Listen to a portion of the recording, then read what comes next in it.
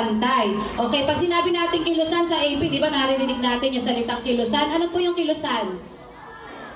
Okay, meron silang pinaglalaban. Okay, ano yung pinaglalaban ng mga kababaihan? Yes, very good. Ang gagaling. Pantay na karapatan. Okay. Isa sa pinakamahalagang pinagmulan nito ay ang International Women's Day, IWD, na unang ipinagdiwang noong Marso 8, 1911. O, imagine that. 1911 ngayon. 2025 na. Okay, ito ay sa iba't ibang bansa, kabilang sa Germany, Austria, Denmark, at Switzerland. Okay, i-take note nyo kung meron kayong ano dyan, ha? Yung mga sharp memory, kasi mamaya magtatanong ako. Ang selebrasyong ito ay nagmula sa mga protesta ng mga kababaihang manggagawa sa iba't ibang bahagi ng mundo noong ika-19 at ika-20 siglo na humihiling ng mas maayos na kondisyon sa trabaho, mas mataas na sahod at karapatang bumoto. Alam naman natin na noong unang panahon ay, kung babalikan natin yung teorya ng creationism, di ba? Sino ang unang nilikha? Okay, si Adan. At si Eva ay hinugot lamang mula sa tadyang. Kaya parang na-set aside yung karapatan ng mga kababaihan. At isa ito sa mga pinaglalaban ng ating mga kababaihan. Noong 1975, opisyal na kinilala ng United Nations or UN ang International Women's Day bilang bahagi ng International Women's Year. Dahil sa patuloy na kampanya para sa karapatan ng kababaihan, itinaglara ng UN ang Marso bilang Women's History Month sa ilang bansa, kabilang na ang Estados Unidos noong 1987. So simula noon, naging mas malawak ang selebrasyon ng Women's Month sa iba't ibang bansa upang kilalanin ang kontribusyon ng kababaihan sa lipunan, politika, ekonomiya at iba pang larangan. So ngayon, ang Women's Month ay pinagdiriwang sa buong mundo upang ipagdiwang ang tagumpay ng kababaihan at ipagpatuloy ang laban para sa kanilang karapatan at pagkakapantay-pantay. So alam niyo ba kung sinong Pangulo ng Pilipinas ang nagproklama ng Women's Month sa ating bansa? May idea ba kayo? O, grade 5. O, sino? Sige, may prize yung makakasagot. Si? Hindi.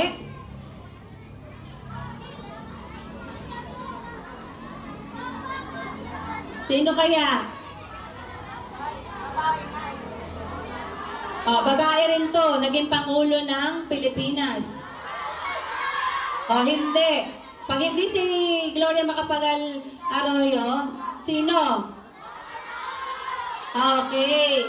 Si Pangulong Corazon Aquino sa proklamasyon noong 1988 sa pamamagitan ng proklamasyon bilang 227 series of 1998 na idineklara ang buwan ng Marso bilang buwan ng ginampanang kababaihan sa kasaysayan. Okay? So, sa araw na ito ay marami pa tayong mga matutunan, anak.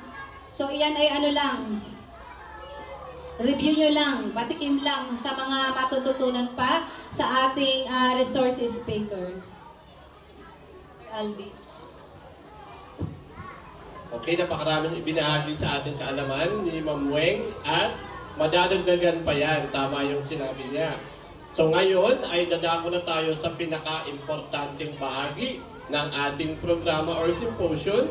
Ito ay ang ating talakayan. So ang ating tagapagsalita sa araw na ito ay isang eksperto sa larangan ng Women and Children's Protection. Narito po si Police Staff Sergeant Lenny Mayos ng Women and Children's Protection Desk, Police Non-Commissioned Officer ng Bukawi. Palakpakan po natin si Ma'am.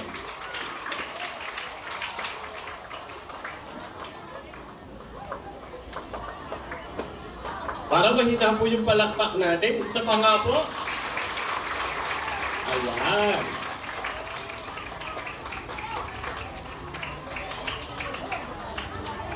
Maraming salamat po. Nakikita ko kasi yung banda doon, parang naiinitan sila.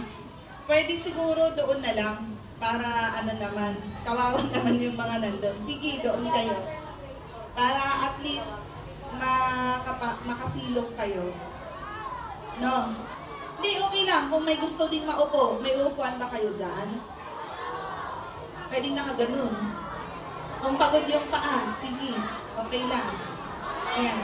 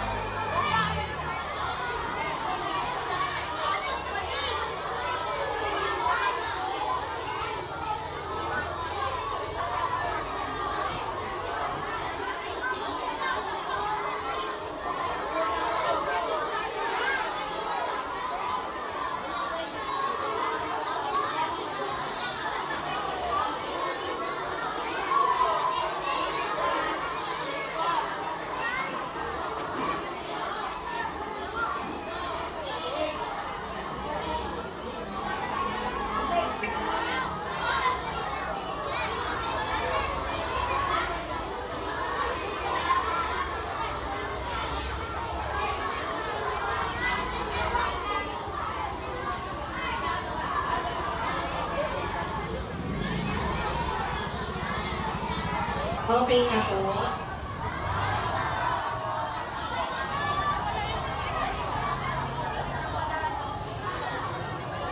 So ayan, magandang umaga po ulit sa inyo.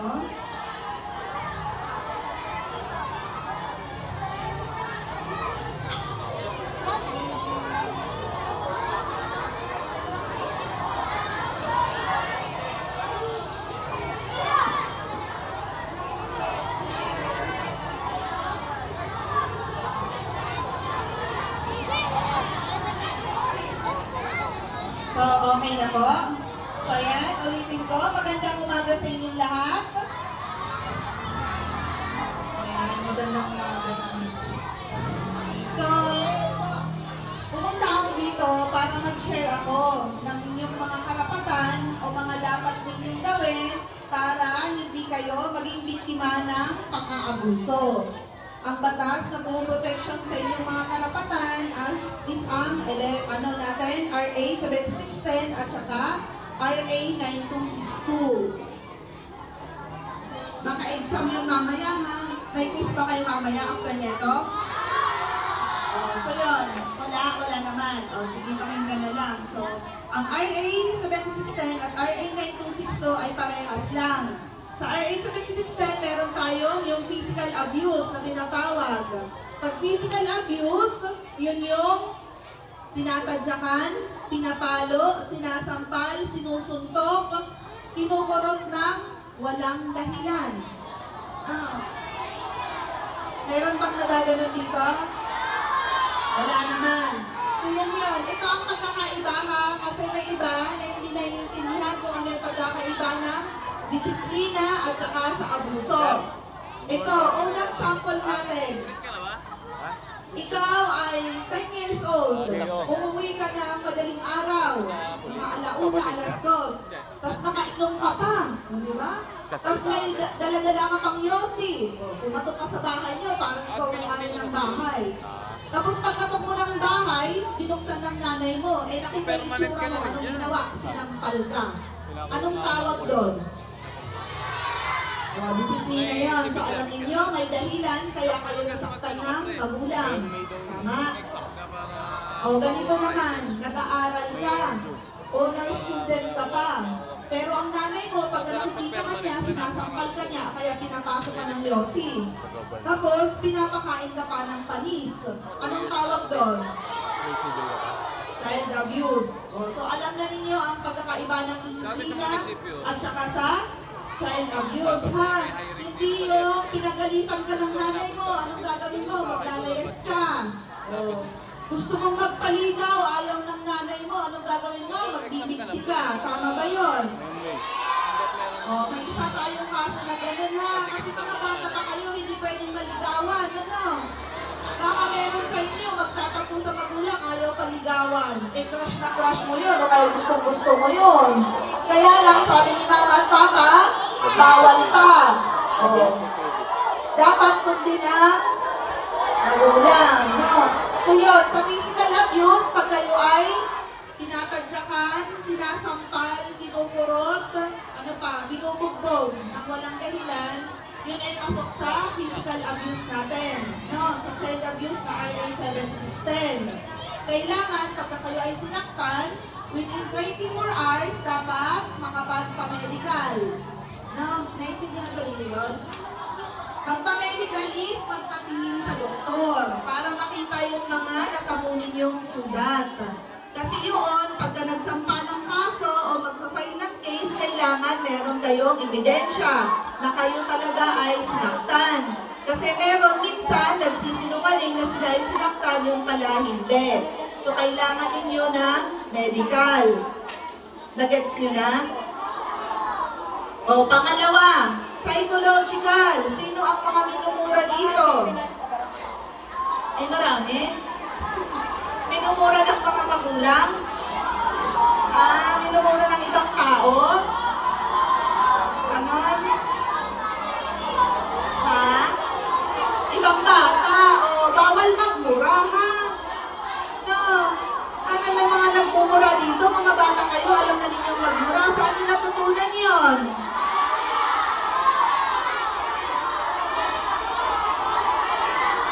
Sige, ganito ha. Alam natin na bawal magmura. So, ibig sabihin, hindi komportable.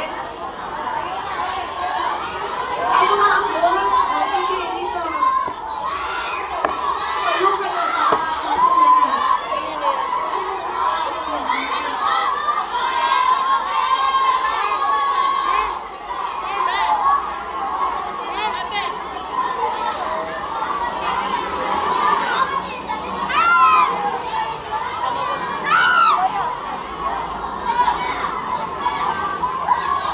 Sige, ituloy natin ha. Ituloy natin para matapos ko kasi naabutan na tayo ng tambol. So ganito, alam naman natin na bawal ang magmura. Kaya pag may narinig tayo, huwag natin kumularan kasi hindi maganda yun, no? Sa psychological abuse kasi, pagka kayo ay na-trauma o may ginawa sa inyo na hindi maganda, yun ay nagkakaroon kayo ng trauma. Para maitsan ang nararamdaman nyo na takot o kaya galit o ano pa man yan, pinapa-refer namin kayo sa psychologist. Para sila ang titingin sa inyo at para kayo ay makausap at mawala yung trauma ninyo o kaya mabigyan kayo ng gamot na kailangan ninyo. May nakaintindi ba nun? So yun. So ang pangatlo naman nito is yung ating sexual abuse. Alam ba niyo kung ano yung sexual abuse? Ha? Yung nababastos. Yung nahahawakan sa mga pribadong katawan. At tandaan ninyo, mga kalalakihan, hindi lang babae ang nababastos. Hindi lang babae ang naaabuso. Pagka sa nakiramdam ninyo, pagka hinahawakan kayo ng isang tao, hindi kayo komportable, sabihin ninyo na huwag po ninyo akong hawakan at hindi ako komportable sa ginagawa ninyo. Pero kung pilit niyang hinahawakan, yung ayaw ninyong pahawak, magsumbong sa pulis, sa magulang, sa teacher, o kaya sino mang malapit sa kung saan ginagawa yun sa inyo, ha?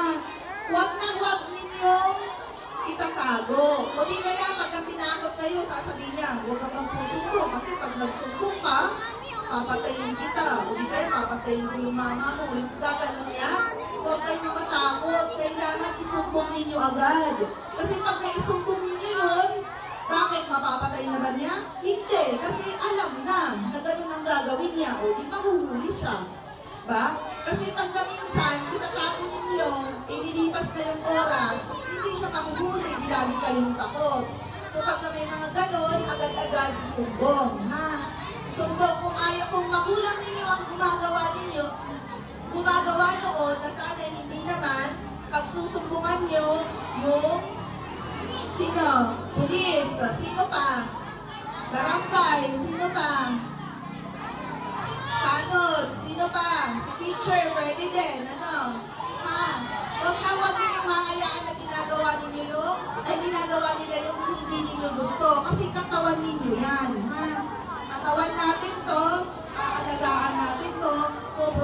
pag-usapan natin to. Dapat hindi tayo mabastos ng kahit na sino. Ha? Kasi yung mga kababaihan, yung mga bata, kasi naka-skirt kayo, alam niyo dapat kung paano umupo na hindi masisilip yung diba? Para hindi kayo masilipan. Dapat sa suot ninyo, meron kayong suot na shorts. Yun. Pero kahit may suot na shorts, hindi kayo uupo ng nakabukaka. Kasi baka lawlaw yung shorts mo, nakikita din yung kuyukod. Diba? Pag nasilip ni Boy, anong gagawin naman ni Boy pag nasilip? Dapat, pagka nakita niyo na may nasisilip na yung shorts ng classmate, sabihin niyo, uy, nakikita yung shorts mo, umayos kang umupo. Ganun ha. Hindi yung sisilipan palalo. Kasi daw, magkaka-ulite. Sabi nila, no, bawal manilip. Ha? May mga cellphone ba kayo? Pero sa loob ng school, hindi nyo ginagamit. Maganda yun. Yung cellphone na yan, kung sabi ng mama at papa nyo, i-check nila, pa-check nyo ha. Kasi parang pahiram lang sa inyo yan. Sila naman nagbigay, so may karapatan silang i-check ha. Tapos yung mga ka-chat ninyo, sino may mga ka-chat? Kilala ba ninyo kung sino yung mga ka-chat nyo? Dapat kilala ha. Kasi minsan, may nagiging ka-chat kayo na akala ninyo bata. Yung pala, maganda yun. Nag-AI lang. Kaya na-edit niya, parang batang kaedad nyo. Tapos sasabihin niya, patingin nga ako ng kulay ng puwet mo, kung magkakulay tayo. Tapos ikaw naman, ay oo nga. Kasi una siya, nagpakita siya ng puwet niya, itim ng puwet niya. Tapos sabi mo, parang maitim sa akin, ikaw naman nag-picture, pinakita mo. Ay, maputi nga sa'yo, hanggang sa kung ano-ano ng bahagi ng katawan mo ang gusto niyang makita. Pero nauuna siyang nagsisend. Hindi ikaw naman, nainganyo ka. Magsisend ka din kasi mas maputi ka eh. Di ba? Tapos sa susunod na, mag-video call na yan. Sabi niya, tingnan mo yung buong katawan mo, ganito. Patingin nga din ako sa'yo, lalo na sa mga babae na nagde-develop sa inyo. Alam niyo yon? May lumalaki dyan. May tinutubuan ng buhok. Tama ba? Tapos nainganyo kayo, nakita ninyo yun, nakahubad naman siya. Hindi kayo naman, maghuhubad naman kayo. Tapos akala ninyo, yung nakikita ninyo, talagang kaedad lang ninyo. Hindi nyo alam, matanda na, tapos binibidyohan pala yung nakikita niya. Yung kayo, yung hubad ninyong katawan. Hindi meron na siyang kopya. Tapos araw-araw, ganun, laging binibidyohan kayo, kaya nagpapasal ng picture.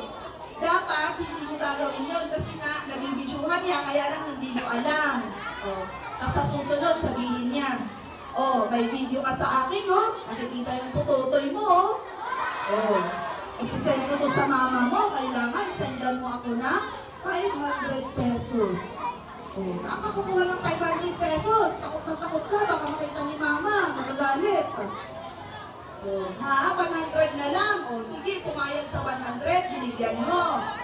Kinabukasan na naman. Sabi niya, bigyan mo ulit ako ng pera. Kung hindi, kakalat ko talaga to. Sabi niya, wala ka nang malungkot. Ang ginawa, nag-send sa mama mo.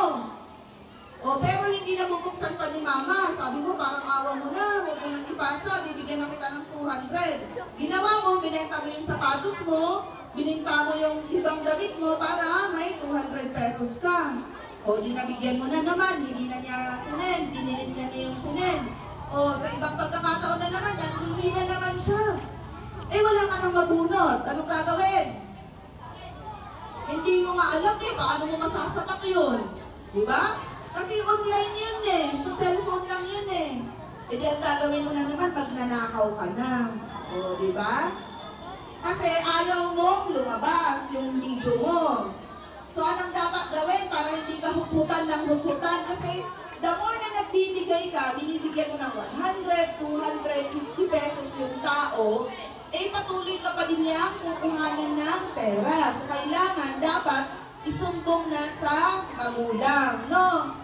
Okay na mapagalitan kayo o makurot sa singit. Basta, matigil na siya sa kanyang ginagawa.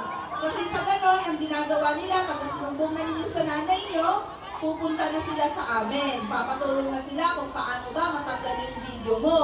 Pero ito ang sasabihin ko kasi, pagka yung video ninyo or picture ninyo, sinend ninyo through messenger, hindi na kasi mabubura yun kahit burahin ninyo. I-delete ninyo kasi lalo sinave niya. So pwede pa din niyang i-upload yun. So ang magagawa na lang natin para hindi na kayo mahingian ng pera at kung ano-ano pang ginagawang pananakot sa inyo, dapat magpalit na ng SIM card, mag-deactivate na ng account, Facebook, Twitter, Instagram, may mga ganun ba kayo? Ako, high-tech na nga. So dapat i-delete na lahat yon, pati email address. Kasi pag hindi mo dinelete yun at mag-deactivate ka lang ng ng Facebook, tapos bumuo ka ng Facebook na gamit yung parehong number, matitrace ka pa din niya. So dapat, pati yung cellphone number, matanggal na yun, no? Magbago na ng number, tapos tsaka kayo maggawa ulit ng account. Pero sana hindi na parehas ng pangalan nyo dati. Kasi baka ma-search niya kayo. Ang gano'n naman at wala nang mahuthot o wala nang makuha sa inyong pera yung tao na yon, titigil na yon, no? Naiintindihan ba? So dapat pagka may mga gano'n, dapat isumbong agad para agad masolusyonan. Kasi yung nga, aabot na kayo, magnakaw na kayo para lang may maibigay na pera doon. Eh kawawa naman kayo. Kaya dapat sabihin na lang sa magulang. Okay lang na magalit yung magulang nyo, normal talaga yun. Siyempre, anong pinagagawang mong bata ka, gagawin sa inyo. Pero, lilipas din yung galit nila. Importante, mawala na yung nananakot sa inyo at nangihingi ng pera na dapat ay baon ninyo. Naiintindihan ba yun? Yun. Tapos, isa pa. May grupo-grupo ba or may member ba ng mga GC sa inyo? GC ng school lang. Oh, maganda yun. Pero GC ng mga nagsasend ng mga picture. Wala. Huwag kayong mag-member doon, huwag kayong mainganyo sa 50 pesos, 100 pesos na bayad, ha? Kasi, yung mga picture na yun, kasi may mga kaso ako na bata, picturean yung nanay habang naliligo. Kawawa naman yung nanay nyo, ipopost nila, nakahubad, naliligo, di ba? O, kapalit ng 50 pesos lang, ang may gawa, bata. No? Huwag kayong mag-member nun, no? Mahirap yung 100 pesos at 50 pesos. Gusto ba nakikita mo yung nanay mo na nandun? In-edit pa nila, sumasayaw-sayaw habang naliligo. O, dapat di kayo nagsisend. Hindi kaya sabihin niya, picturean mo nga yung kapatid mo na hubad, yung baby. O, dapat i-interesan din yun. Huwag niyong gagawin yun, ha? Yung picture-picture tapos isisend. O, di kaya yung classmate paakyat sa may hagdan. Pipicturean ninyo para makita yung pet o ano pa man makita dyan, tapos isisend ninyo doon. Huwag na kayong nag-member ng mga ganun, ha? O baka may member na sa ganun? Kasi kumikita, nagbibigay ng picture. Huwag niyong gagawin yun, ha? Kasi yung 50 pesos ninyo, pero pag sila nagbenta, nasa 1,000, 2,000, kayo lugi. So huwag na ninyong gagawin. Kasi may mga kaso din yun. Sa party nyo kasi, mga bata kayo, wala naman magiging kaso. Kasi mga bata kayo, kaya lang may gagawin po na diversion. Ibig sabihin nun, pagka halimbawa, ang ginawa mo pag nanakaw, kasama ka sa mga nagnakaw na mga matatanda, ikaw ang pinapasok sa classroom para kunin yung bag ni teacher. Tapos tinakbo mo doon sa gate, binigay mo doon sa matanda. Eh nahuli kayo, kasama ka doon. Hindi ka makukulong, pero mag-a-undergo ka ng diversion sa DSWD. Eh, pag lagi mong ginagawa yun, eh di marami ka ng... O marami ka ng lista sa DSWD na lagi kang nagkakaroon ng diversion kasi sumasama ka sa mga matatandang magnanakaw. Eh di pagka dumating ka na sa 15 in one day, at ginawa mo ulit yun na nagnakaw ka ulit. Kasi sabihin mo, hindi naman ako nakukulong eh. Nagda-diversion lang naman ako eh. Sasabihin mo. Eh di, nahuli ka na naman. O, mayroon na pong sanction yun. Ibig sabihin, mayroon ka ng kaso. Ikaw naman ay pag nahuli, dadalhin ka na ng tanglaw. Kasi, ang tanglaw, doon kayo, parang nakulong din yun. Pero mga kasama nyo, mga bata, mga 15 in one day hanggang 17 ang edad. ang ginagawa doon, sabay-sabay kayong gigising, sabay-sabay kayong maliligo, sabay-sabay kakain, sabay-sabay mag-aaral, lahat sabay-sabay kayo doon, bawal may tatamad-tamad. Gusto niyo ba yun? Diba, mas maganda pag nandito kayo sa school, nakakabili kayo ng pagkain, pero sa Tanglaw, wala, lahat sabay-sabay kayo, hindi kayo nakakalabas, bawal din ang cellphone doon. May tanong ka na? Ha? Oo, parang Boy Scout. Ang tawag sa atin kasi sa Bulacan is Tanglaw. Oh, yun doon dinadala yung mga batang gumagawa ng hindi maganda. Naiintindihan? So wala namang gustong pumunta doon. So dapat gumawa ng mabuti, ha? Huwag kayong gagawa ng mga bagay na alam ninyo hindi tama. Naiintindihan? Sino naman ang mahilig na mangurot ng classmate? O di kaya?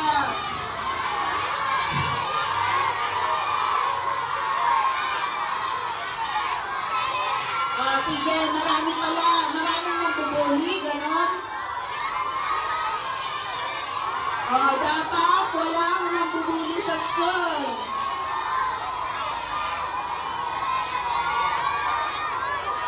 Sige, tama na. Alam ba ninyo yung pagtuturo na yan, na ganyan, is part of pambubuli na? Kasi pinapahiya ninyo yung classmate ninyo. No?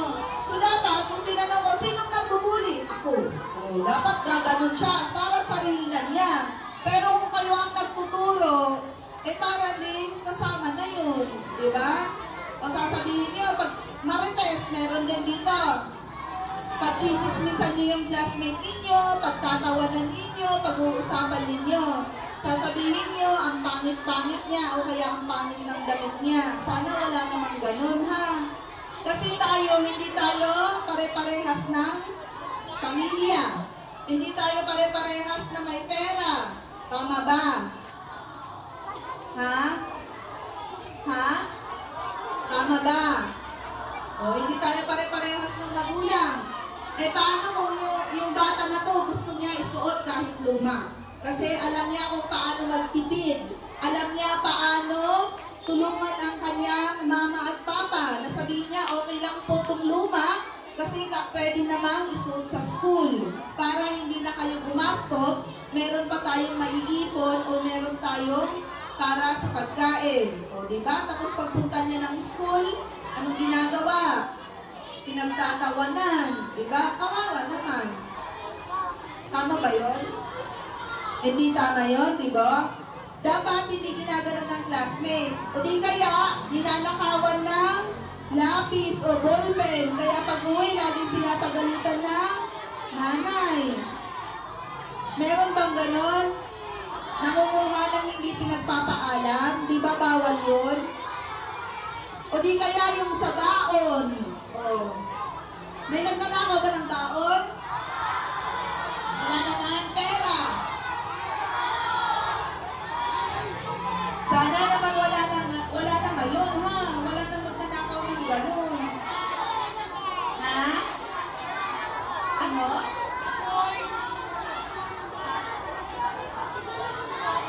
Nagsasoli ng sobra. Ayun ang maganda. Pag nagsasoli kayo ng sobra. At saka pag sobra yung baon ninyo, mag-share sa classmate. Kasi sharing is... yun naman pala. Alam naman ninyo, mababait naman pala kayo dito, no? So yan, tapos na tayo doon sa dapat walang nangbubuli, ha? Walang nangbubuli. Kasi may diversion din yun. Dadalhin din kayo ng teacher kay DSWD. Gusto ba ninyo yun? Huwag nang gagawin, ha? Isa pa, panghuli na, promise, huling-huli na to. Ito pakinggan ninyo, ha? Di ba nababalitaan ninyo na may mga nangunguha ng mga bata? So anong dapat gawin pag may ganon? Mag-iingat, walang lalabas ng gabi. Walang magpapagabi, no? Kasi baka, at saka pag inuutusan ng magulang, sabihin niyo sa magulang niyo, lalo na pag naggabi, tapos uutusan kayo sa tindahan, sabihin niyo, hindi daw po pwede, sabi ng polis, huwag daw po ninyo kaming papuntahin sa tindahan o utusan sa tindahan paggagabi kasi baka mamaya may mangyaring hindi maganda sa amin. Sabihin nyo ha. Kasi minsan, nauutusan kayo. Gusto naman ninyo mautusan kasi pag may sobrang barya, sa inyo na, di ba? O, pero, paggagabing-gabi at ispirita yung dadaanan ninyo, may mga nagiinuman dyan, may kung ano-anong mga taong dumadaan dyan, sabihin ninyo, huwag na lang. Kasi baka mamaya, o hindi na kayo nauwi, matagpuan kayo nakasako, nakamaleta, o nasa imbornal. Gusto ba ninyo yon? O, so yung mahilig na magpunta sa kapitbahay ng gabing-gabi, huwag na ninyong gagawin. Dapat paggabi na, nasa loob ng tahanan, sa bahay ninyo, ha? Tapos yung mga nag-i-sleep over sa mga kaibigan, sigurado ba kayo na safe kayo doon? Ha? Huwag na ninyong gagawin yun. Pati nga ngayon pinag-iingat kayo sa mga lalaki sa bahay. Pag lasing sila, mga babae kayo, kahit mga lalaki, huwag kayong lalapit sa kanila, ha? No, yaan na ninyo si mama ang mag-asikaso sa kanila. Yung pag nagpapamasahe, lasing, kasi may ibibigay na 50 pesos. Huwag na, kasi baka mamaya hawakan yung hita mo, kung ano-anong hahawakan dyan, o hakaplusin, naiintindihan? Pagka may ginaganon na kayo, dapat umalis na kayo, ha? O sabihin nyo, huwag po ninyong gawin yan. Tapos, umalis na kayo. Huwag ninyong hayaan na hinahawak-hawakan na lamang kayo. Naiintindihan ba yun? O di kaya, sasabihin niya, hawakan mo to, o kaya isubo mo to. Tapos, bibigyan kita ng 100 pesos. Papayag ba kayo nun? Huwag niyong gagawin yun. Pagka may ganun na nangyari sa inyo, isumbong ninyo kaagad. Ha? Tapos yung mga sinasakyan ninyo na tricycle, tatandaan dapat ninyo yung mukha ng tao. Kayo ba may mga sundo? Kanya-kanya lang uwi? Sumasakay sa tricycle lang? Naglalakad? Sige, pagka naglakad, dapat mayroon kayong kasama. Ha? Tapos yung sa daan natin, dapat nakagilid kayo. Huwag kayong magpapagitna kasi baka may mabilis na sasakyan, masagasaan kayo. Tapos pagka alam ninyo na delikado yung daan ninyo, dapat may kasama kayong naglalakad. Ha? Ha? Ano ba? Oo, sa tamang daanan dapat dumaan para makaiwas disgrasya sa mga sasakyan. At saka dapat may kasama ka para at least may nakakakita kung ano man mangyari, may makakatakbo, makakahingi ng tulong. No? Hindi naman kayo ginagamin sa pag-uwi, di ba? So dapat pagka nag-dismiss na, uwi ka agad, diretso sa bahay, hindi kung saan-saan. At isa pa, pagka may pupuntahan kayo, kahit sa kapitbahay lang, magsabi kayo sa magulang ninyo, ha? Magpapaalam lagi. Naintindihan yon? Hindi sasama sa kung sino-sino lang na hindi ninyo kilala. Isa pa yon. Sabi niya, bibigyan ka ng cellphone. Inabutan ka nga naman ng cellphone. Pero, saan ka dinala? Sa liblib. Anong nangyari sa'yo? Kung ano-ano pang ginawa sa'yo doon. Huwag yung gagawin yun, ha? Magpaalam lagi, huwag sasama sa kung sino-sino lang na hindi naman ninyo kilala. Or kahit kilala ninyo, isasama kayo sa isang lugar. Ang sasabihin nyo doon, kuya, tito, lolo, paalam muna po kay mama o kaya kay papa na pupunta po tayo doon para hindi po ako hanapin. Or hindi sila mag-alala. Naiintindihan nyo yun? May mga tanong kayo? Wala naman. Sinong nakakaalam kung ano itsura ng marijuana? Meron? Sinong meron? Bilhin ko. 1,000. Meron? May dala? Wala may dala? Sayang naman. 2,000. Sinong may dala? Bilhin ko. Akin na. Meron ba? Alam mo yan? Alam mo? Wala naman. Alam mo? So sana wala namang galingan. Huwag kayong papayag na utusan na magbenta o magbigay noon sa kakilala ng mga kakilala nyo. No?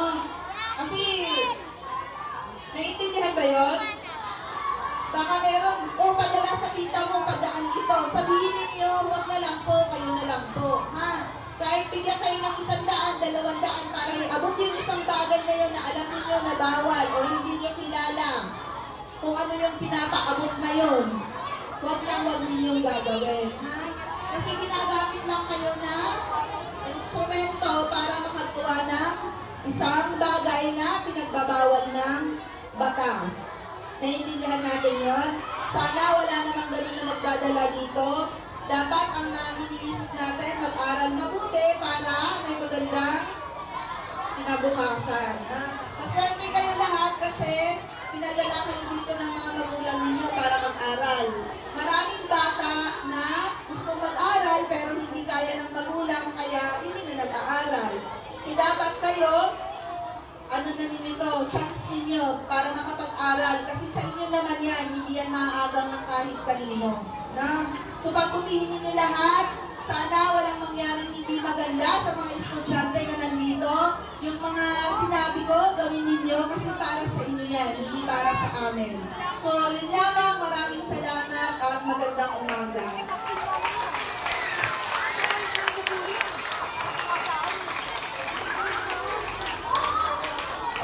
Maraming salamat po sa ating guest speaker. Pagpapahagi po ninyo ng inyong kaalaman sa ating mga kabataan. So marami ba tayong natutunan ngayong araw? So lahat ng mga ibinilin sa atin ni Police Staff Sergeant Lenny Mayros dapat ay sundin dahil ito ay para sa ating kalig.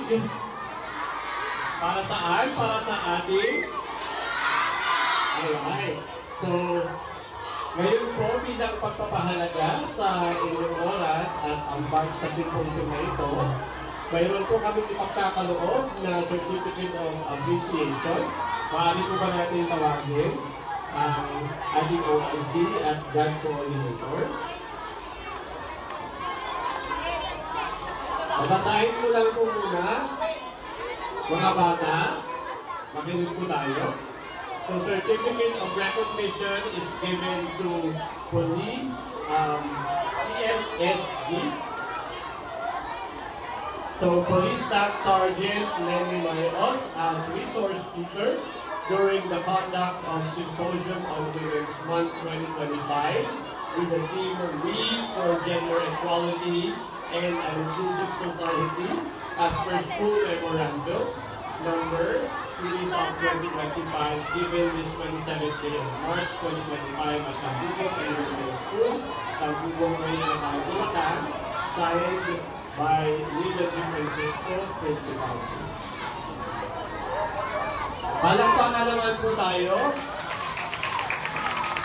Maraming ibinahagi sa atin ang ating resource speaker na si Police Staff Sergeant Lenny Mayros. Mapapakinabangan natin.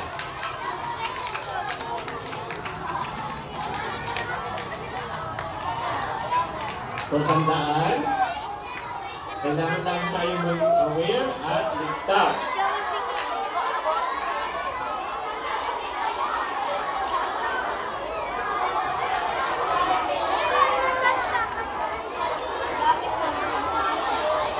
Okay, so mga bata, pwede ba tayong umusad yung ng konti, umayos, dahil mag-picture tayo kasama sila ma'am.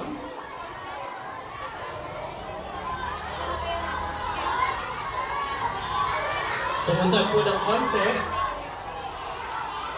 Grade 4. Atras po tayo ng konti.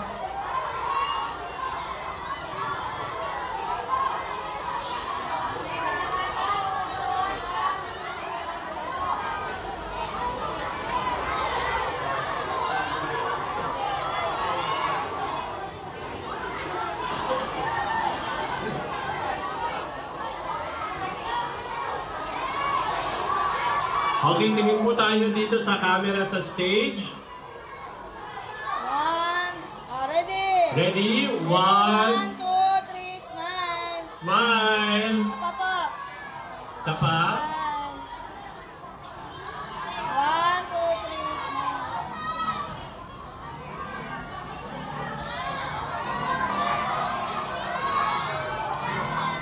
Okay, maraming salamat. Balik na po tayo dito sa harapan, mga bata.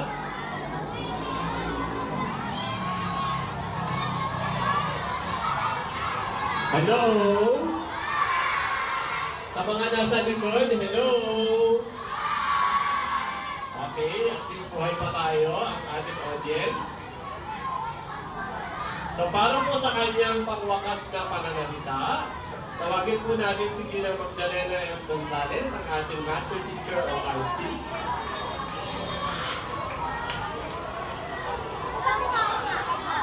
Okay, bago natin.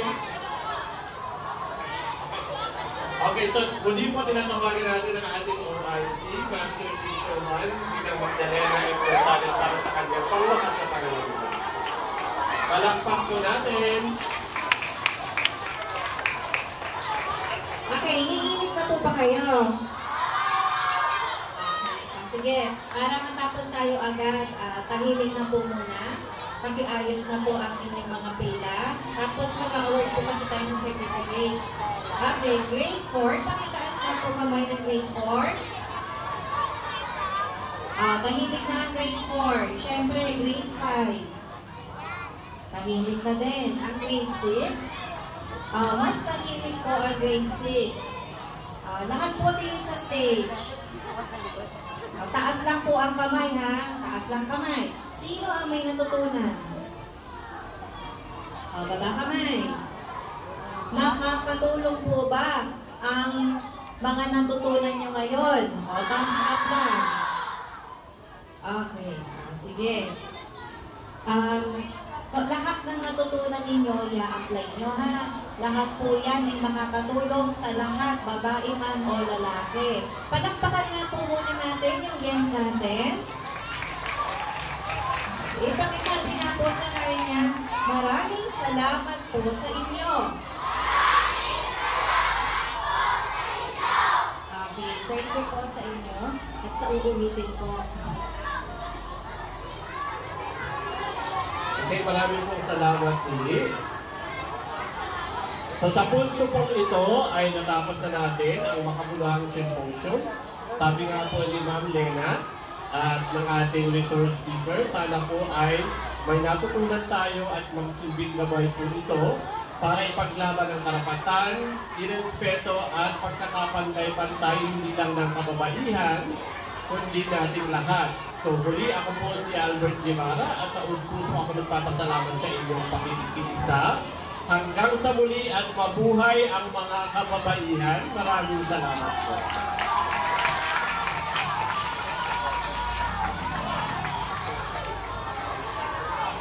So, lahat ay... Sino po yung mga grade 4? Okay, akyat po dito sa stage. Wala po munang aalis sa grade 4, akyat po sa stage, pila po dito sa may hagdan.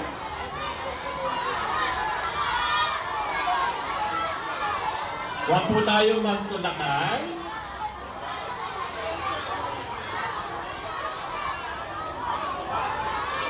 Grade 4.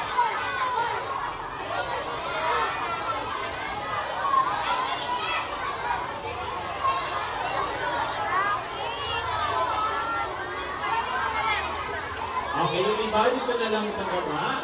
Okay, kayo dyan na lang sa baba. Yung iba dyan na lang sa baba. Hindi dyan na lang sa baba yung iba. Sige, sa baba na lang. Huwag na kayo doon. Baba na. Yung mga nasa baba, punta kayo doon. Sabay yung lang ang laman.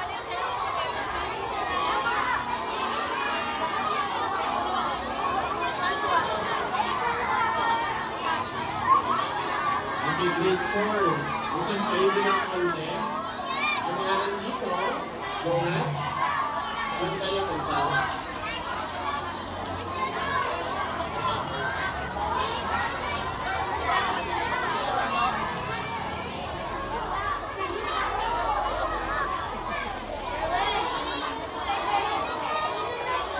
At tinatawagan po natin yung ating resource teacher.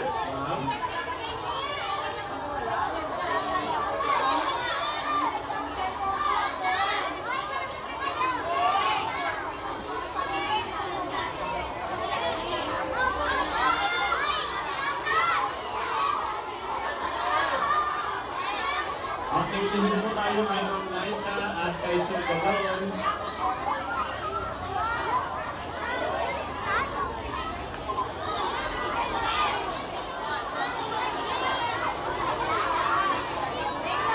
Okay, saan po po kayo grade 5 na po agad?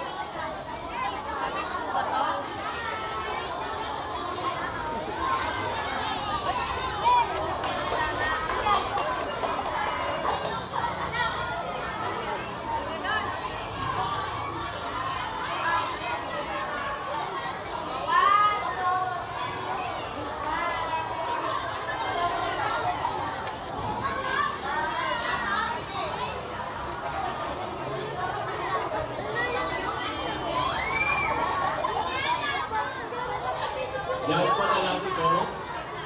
Yan po na natin ko.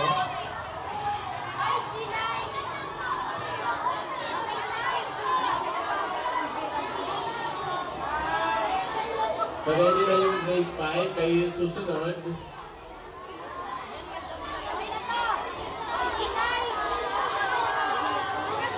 At yung grade 4 po, pwede na po tayo pupunta sa room. Sila po ng maayos sa grade 4.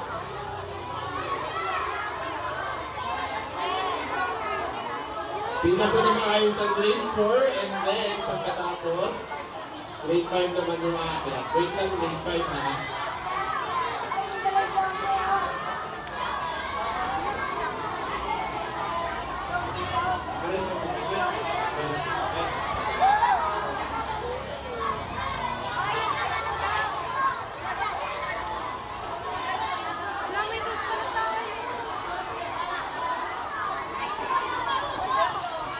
Okay, pwede na po natin pag-lagay yung grade 5.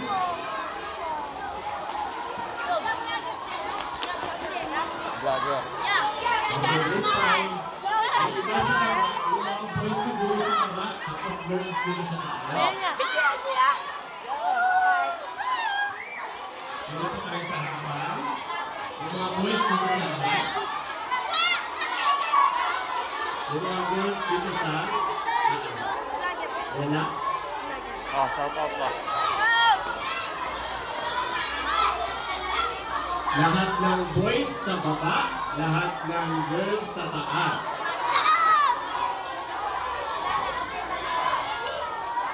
Pagkakalit po natin yung mga girls. Ganyan. Shout out ya! Oh.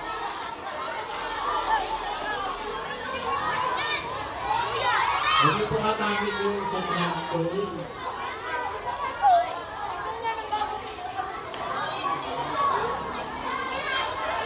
Okay, mayroon grade 5.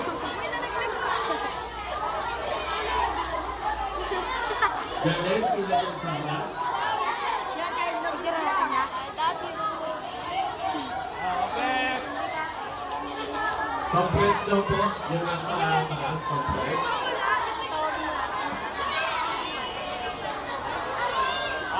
One. Okay, ready po. Tingin sa camera. 1, 2, 3.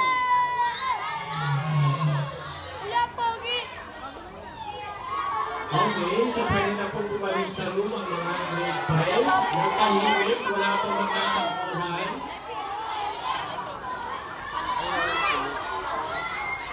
Di na po tayo na maayos. Wait lang grade 6. Huwag pong harapan yung hanggang grade 6. Huwag pong harapan yung hanggang grade 6.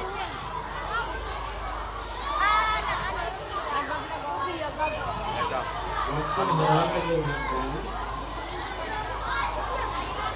Doon po kayo sa kabila. Lahat ng boys sa baba, lahat ng girls sa taas.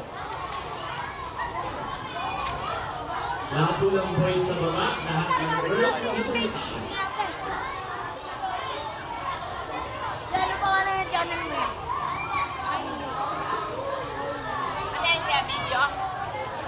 Yan. Boys sa baba, girls sa taas. Patuli ka na.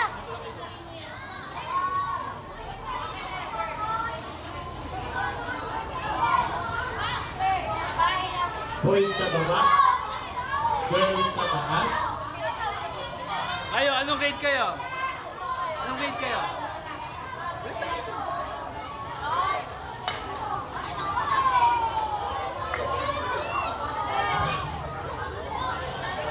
Oh, boys!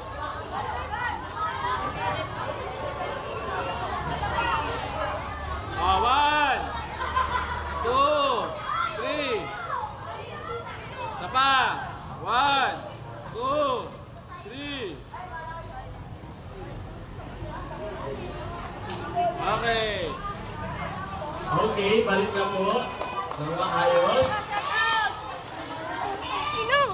Yeah, shout out kay Lee! Paring! Pakibalik po yung certificate kay ma'am.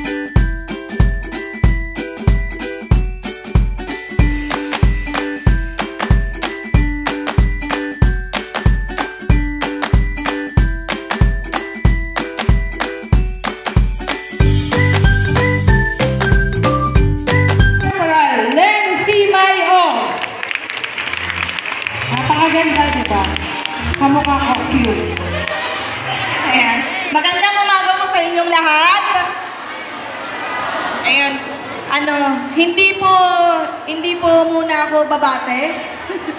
Ito po paalala, hindi ikalat yung picture niya na nakahubo o kaya yung video niya sa kung anong ginawa man nila. Ang ginawa ng bata, nagbigay, akala niya titigil. Pero sumunod na araw, nanghingi, mas malaki, 6,000 na po. Ang ginawa ng bata, binenta yung bike. O, di para mabayaran. Sa pagkaakala na hihinto at saka takot sa magulang, ayaw magsabi. O sumunod, 10,000 na. Saan naman kukuha ang bata? Hanggang sa magnakaw na. O doon na nalaman ng magulang na bakit siya nagnanakaw, saan niya ibibigay o saan niya gagamitin yung pera. O yung bata pinilit na magsalita. Natatakot pa ang bata kasi baka ay ng nanay kasi baka akala niya naggaganon yung anak. Kasi malaking pera po yun O nung malaman niya, dahil daw may ka-video call siya, pinakita niya yung mga katawan niya na nakahubad, binablockmail po siya. So anong pong dapat gawin dapat nung bata? Dapat sinabi sa magulang. Kaya lang, hindi nakapagsabi sa magulang dahil takot. Kaya nga yung sinasabi sa mga nanay, dapat po open yung communication natin sa ating mga anak. Kasi yung mga anak natin, takot sa atin, pagka may problemang ganito, hindi na po sila nag-o-open sa atin. So dapat po, lagi-lagi, kapag may cellphone ng mga anak natin, Ayan, napakaganda ng sinabi ni Ma'am Len. Thank you, Ma'am Len. Kita nyo na